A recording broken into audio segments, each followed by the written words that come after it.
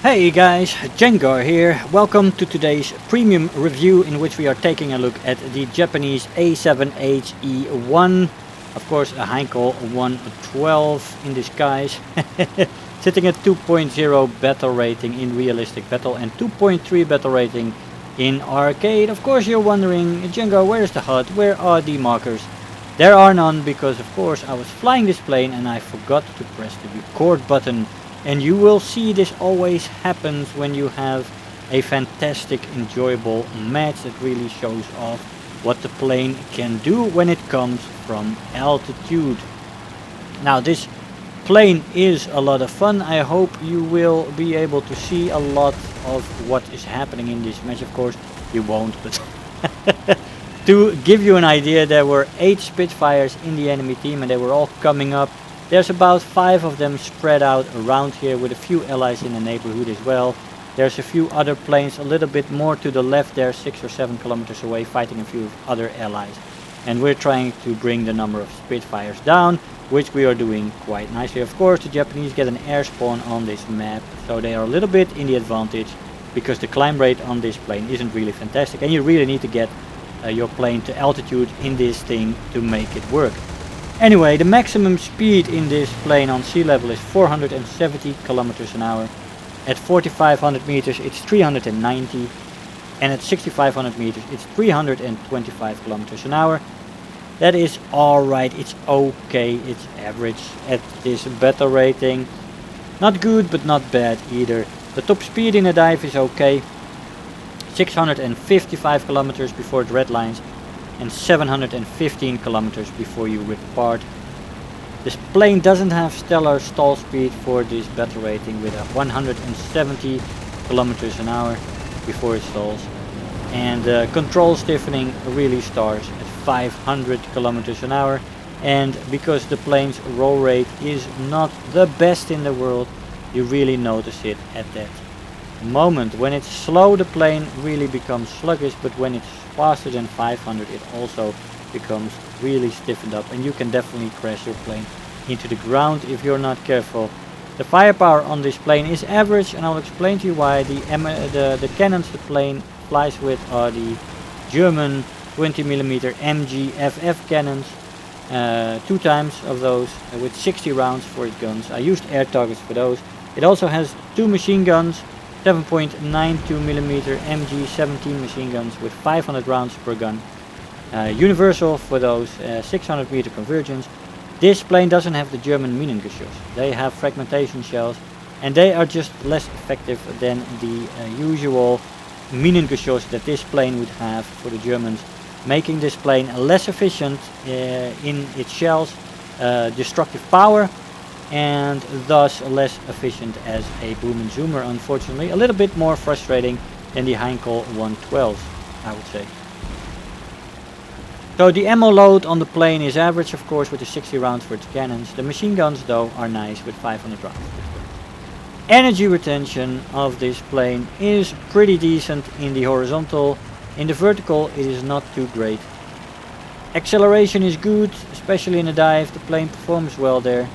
And if you go out into a shallow climb after you boom and zoom your enemy, then you will be able to keep a little bit of the speed and slowly pick up altitude. But you got to be really careful in this plane when you give up altitude and if you can get the target. If you cannot get the target, try not to do it. That was an ace match and really a carry for that match for the team. Let's go to the climb rate of this plane. It is pretty bad, pretty average, on the lower part of average, let's say. You really need to side climb in realistic. I mean, that match was really fantastic because you get an air spawn and we were the highest plane and we just we got 2 Spitfires that came up for us and I could easily avoid them by going up and then kill one, kill the other, and so on. But normally you will really have to extensively side climb in this plane to get where you need to be.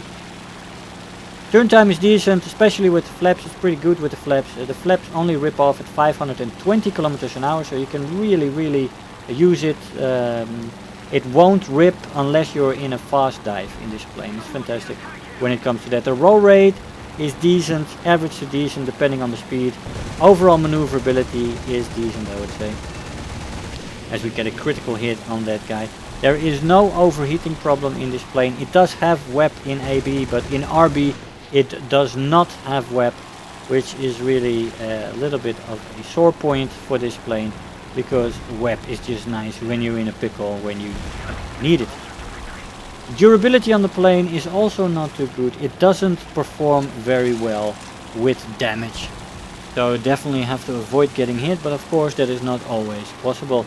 So what I would recommend for this plane is a boom and run style of play, where you only take shallow zooms up. Don't go too steep, because this plane loses a lot of energy in the vertical, especially when you have to do maneuvers. So vertical maneuvering is also risky. So make sure you have the energy advantage on your opponent. Side climb on most of the maps where you don't get an air support. And make sure you're the highest plane you can boom and run from that altitude, and go from there. Of course the shells, like I said, are less efficient, and you especially notice this in AB, where the flight models can take a little bit more damage. And yeah, I had a little bit of a frustrating time in arcade, more so than in realistic battle. But yeah, all in all, it was about time we got around to this plane. It was requested by one of you guys a long time ago. It has been on the to-do list for a long time ago, but as you guys know, time is limited and the to-do list is long by now. But I got around to it and had a fun outing in it. Let's see if we can get this little brother here, the Heinkel V5. There we go, we saw the right wing, no problemo. There is a D500 incoming, but there is several allies coming in as well. There's a lot of planes at this battle rating that are more maneuverable than you, so you really got to be careful when you turn for people, because it is risky. We've got 5 kills, we've got an ace. Let's see if we can get this plane on our list before the timer runs out. There we go, critical hit. He's on fire, and there we go. 6 kills and 1 assist in this match, with a 4th place in the team. Let's see what kind of rewards we got for that performance. We've got Survivor, we've got 15,000 Silver Lions and almost 2,000 research points. I'll see you in the conclusion. Hey guys, so here we are after the match. Now that was enjoyable and not at the same time. I like this plane in realistic battle. Although it does need side climbing, it can be quite efficient there. The fragmentation shells that the Japanese version of this plane get compared to the meaningless shells from the German version are alright and still do enough damage. But in arcade it seems to limit the plane, at least in my experience. And I got shot down a few times because of it, not being able to finish planes off.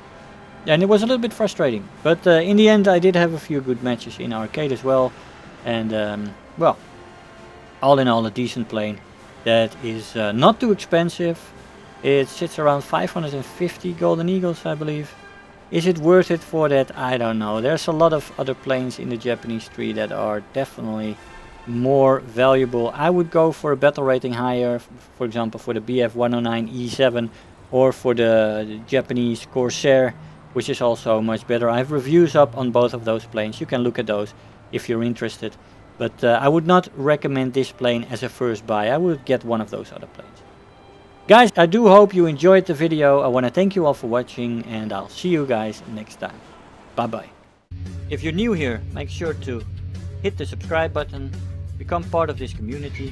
If you are already a subscriber, don't forget to like the video, do leave me a comment, and if you really feel like helping out today, make sure to share the video with your friends and let them know about the channel.